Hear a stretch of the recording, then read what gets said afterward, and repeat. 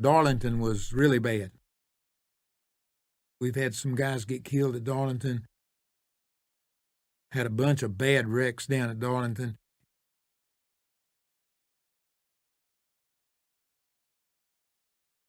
Got to going too hard in one corner and I'd run into the wall and messed the front end up. I run, I don't know, 8 or 10 more laps and had got the car back up to speed. Golly, come off of 4 and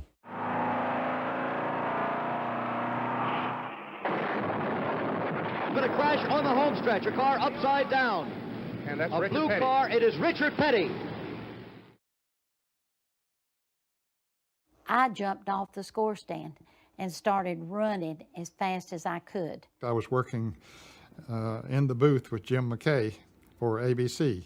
The position that he was in, it looked like blood coming out. It was a scary scene. At that time I used to run with a rag in my mouth. Well, them rags got to coming out the windows and stuff and looked terrible. I think the TV camera said, you know, get away from that. He's coming apart inside that car. And he certainly appears to be unconscious. The pit crew running out. This could be a very bad accident to one of the best-known race drivers in the world.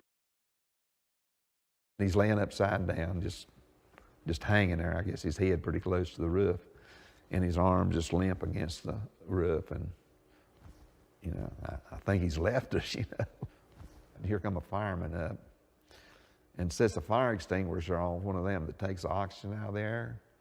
Maurice like to kill him because there was no fire, and heck, we had to get back, you know, till it cleared. So we get a hold of him best we can and unhook the seat belt, and Lord have mercy, he must have weighed 190 pounds, and here he comes, you know. So we know that he's alive. They put him on a stretcher and back of a station wagon, take him to the infield hospital.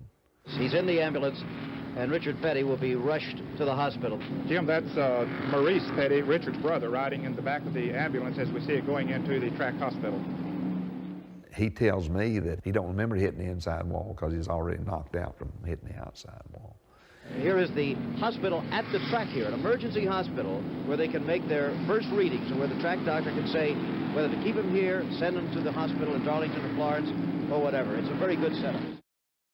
They wanted to take him on over to McLeod Hospital, which is in Florence. And so I got in with them, and I went on to the hospital. In the front seat, you see Richard's wife, Linda, sitting in the center of the front seat in the white dress, and of course very much concerned. Standing right alongside me is Richard's brother, Maurice. Maurice, it happened so fast, I doubt if you know what happened, but what is Richard's condition, could you tell? Well, he's laying there talking now. Looks like his left arm. It's either sprung real bad or broke, and they're cutting his uniform away to get into him. His head's beat on, bloody, and his eyes hurt a little bit. He'll be all right, though. But he is talking. Yeah, he's talking. He knows everybody. You look pretty beat yourself. Yeah, long run. Now back to you, Jim. Bob, that's the best word we could have had. I'm sure you could tell from the tone in which Ned and I had been talking earlier that it certainly was one of the worst-looking accidents we've seen on the NASCAR circuit in a long time. They admitted him. They wanted to keep him overnight. He had dislocated his shoulder. That was the worst thing that happened to him. It was just a devastating wreck, but a miracle that he was able to get through it and continue on with such a great career.